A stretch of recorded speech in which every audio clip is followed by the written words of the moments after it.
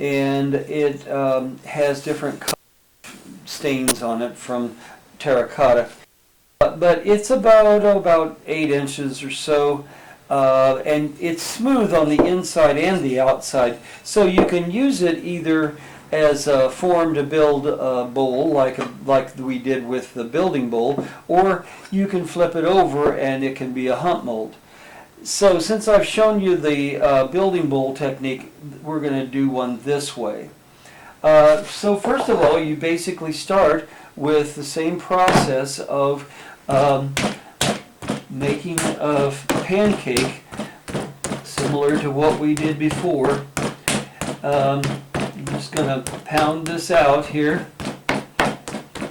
and I'm going to stretch it a little bit, kind of throwing it at a diagonal to get it to stretch. I'm going to flip it over now and get it to go that way, the direction that I want it to stretch. And I'm going to just make it flatter that way. Okay, so now that's pretty simple. I'm just going to put my mold down there and plop this over it. If you want it to be go out over the edge, then you just leave it alone that way. You can just very simply let it have its own curvature, or you can force it into having an edge by just using the side of your hand like this. Really anything will work. This is going to be the underneath side of my piece, so I'm going to go ahead and cut this off now. I'm going to leave a little extra in case I need it later.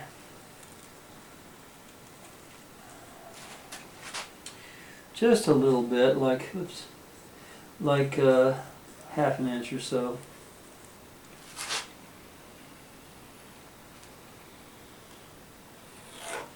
And then, looks like an egg. I'm going to go ahead and put a foot on it now, since it's upside down and ready for me. And again, I'm a strong believer in coiling. And move that over a little bit and just coil of clay. Try to make it as even as possible. And it doesn't need a lot, depending on the function of it. If it's a functional bowl, then it should have a wider foot, but this is raku, and we're not going to be able to use it with food or liquids because it won't hold it. It's porous still. And scratch the area that it's going to be put together. Slip.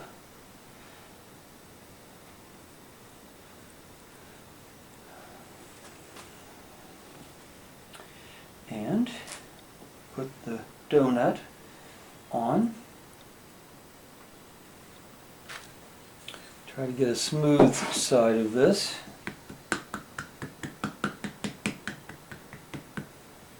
And then I'm going to seal it around the inside edge and the outside.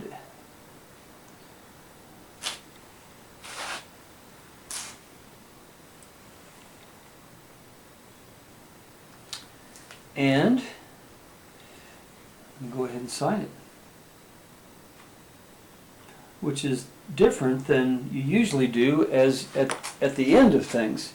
So now, what do I want? Oh, that really went underneath. Cut that again. what do I want on the outside of this, you know? What kind of design? Maybe nothing. Maybe you want to do some kind of patterns that you want to put on there. I don't know. Put this in, see what that does. Don't want to do it too deep though. It really isn't a cookie.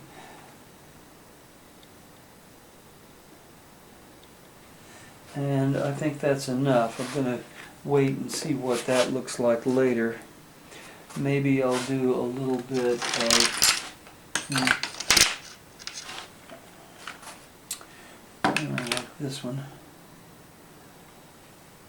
And the nice thing about the hump mold is it gives you that resistance inside that you really need to be pushing back at you to really push in any kind of textural things. Here's a comma that I like to use occasionally, and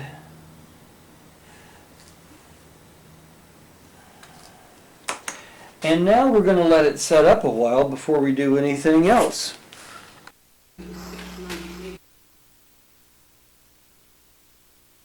Take this off of the hump mold now, and you can see it's holding its shape pretty well.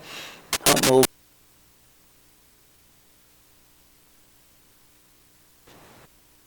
Now I can do the inside if I want to do any more impressions. Let's say I want to put just like a little X right there.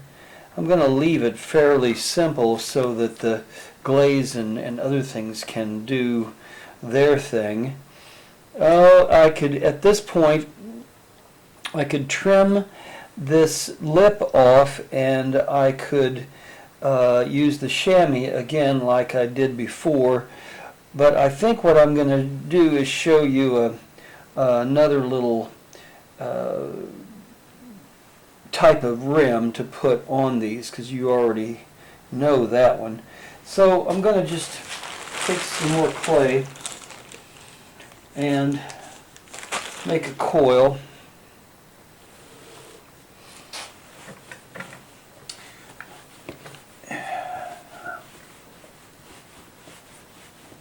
Now this could be another slab. You could make a slab type of lip for this if you want to, or you could make, you know, any number of kinds of things for this. I'm just going to kind of put this here and see if that fits. Not quite big enough. I'm just going to roll this out a little bit more, and I'm not wanting it very thick, so that's about right. Alright, I'm going to take a little of that off and squish this together, joining them so that they don't have a beginning and end.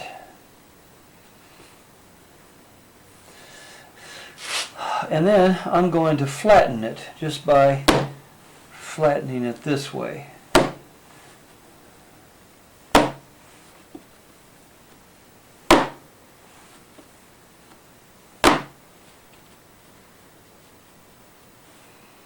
Making it as round as I can, and I'm going to put that on there and see if it fits. It fits pretty well. It's a little bit off. So then on the lip of this, I'm going to score, rough it up a whole lot with my serrated scraper.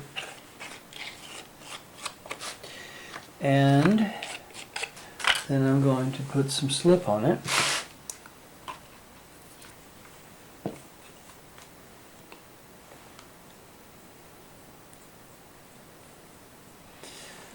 Now the word slip is used for any kind of liquid clay. So slip is used in raku for decoration as well. So don't get confused by me using the word slip one way and then another way. If it's a liquid clay, it's a slip. Alright, now I'm just going to turn this over and try to line it up as best I can.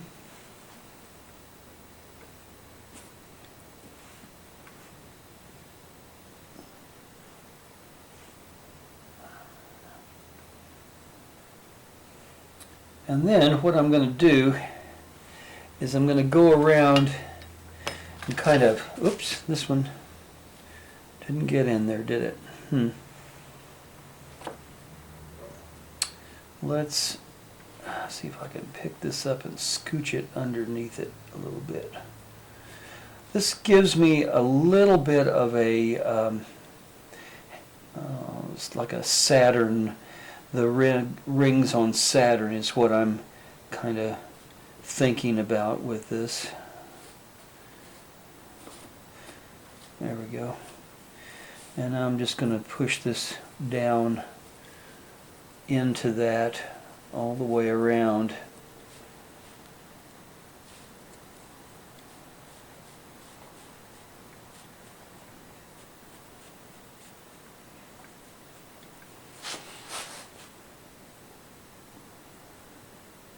So you're trying to join part of the clay on the top with the clay on the bottom. That's the whole point.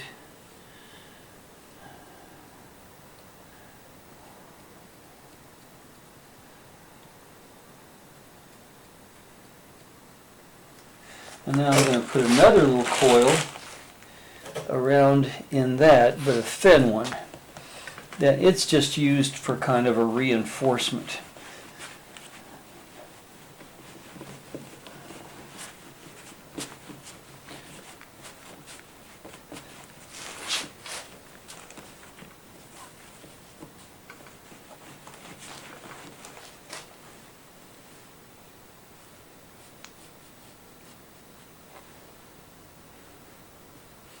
And it's just going to go in partly on the rim and partly on the bowl.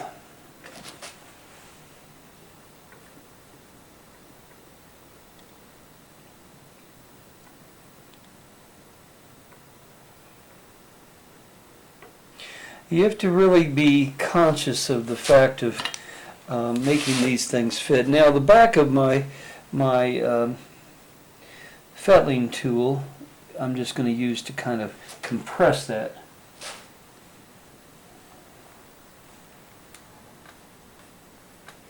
I want it to go into my design.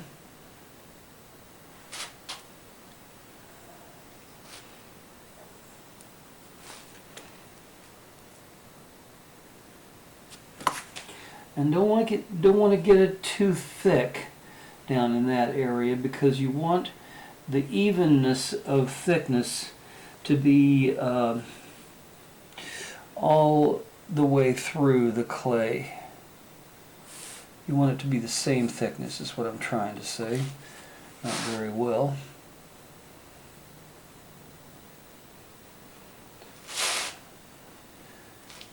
You English majors out there probably laughing your heads off at my video.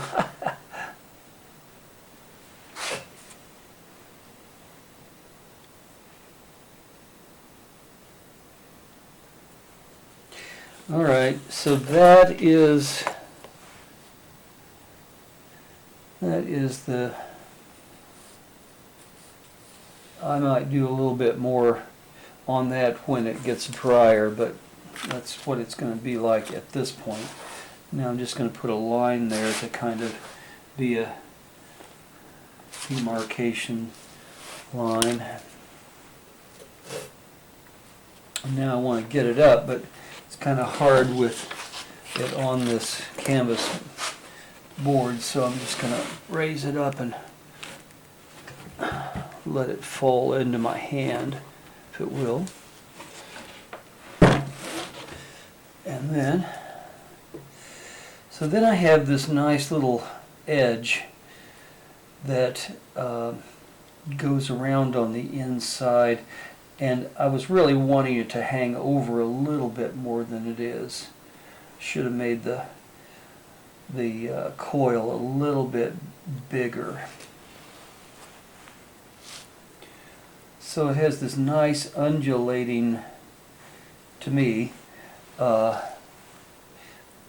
of like pond-like quality now. It might be a good place for a frog to take a bath or take a dip.